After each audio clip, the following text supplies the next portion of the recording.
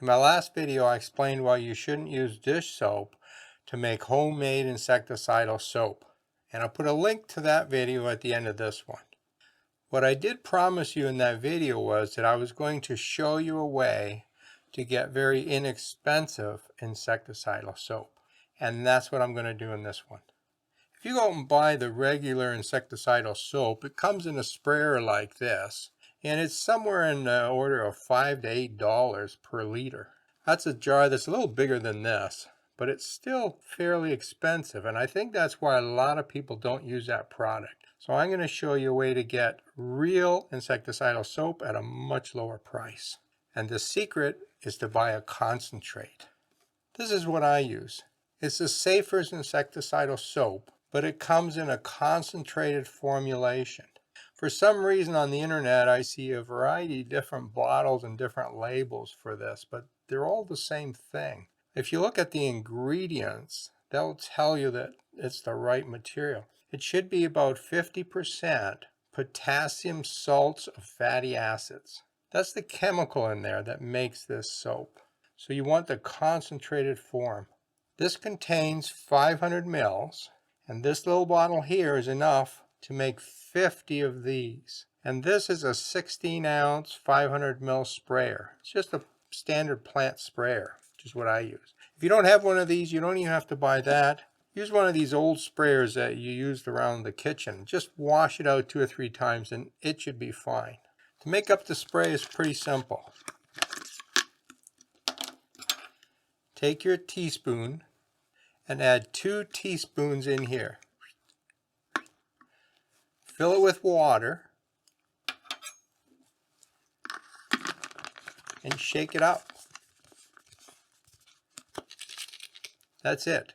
This bottle of insecticidal soap will cost you around 25 cents to 30 cents depending on where you buy the concentrate. At that price, I don't see why anyone would use this and take a chance on harming their plants. It doesn't have to be the safest brand. There are a couple others on the market. Just make sure that the ingredient is the same. And if it's called insecticidal soap, it probably is the right ingredient. Now I also see some of these sold with some additives. Like one I seen with some kelp extracts. Okay, that stuff doesn't do any good. Just get the straight stuff. If it has a little bit of additive, that's okay too. Now let's take a couple minutes and learn how to use this material. This is a contact insecticide. What that means is the liquid has to hit the insect. So there's no point in spraying your plants and waiting until the insect lands on it to kill it. That doesn't work. As soon as this dries on the plant, it doesn't work anymore. It has to be the liquid and you have to spray the plant.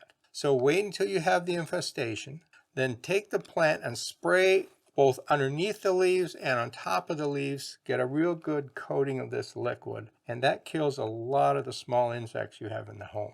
It certainly will kill things like aphids, mealybugs, fungus gnats, although with fungus gnats it only kills the insect, not the larvae in the soil. For more on that, see my other video on fungus gnats. This is not a preventative spray. You can't spray your plants and hope you don't get the bug. You have to wait until the bug gets there, you have to see it, and then you get it. The other thing to be aware of is this is still soap. It's much better than hand soap. It's certainly much better than this kind of material, which is actually not soap, it's a detergent. But insecticidal soap can still harm your plants. So it's always a good idea to spray a little bit on one leaf and see what happens. If you don't see anything on the leaf, there's no damage, then you can feel safe spraying the rest of the plant. Insecticidal soap is fairly safe for house plants and for garden plants, but there are a few that are sensitive to it. So always do a test spray.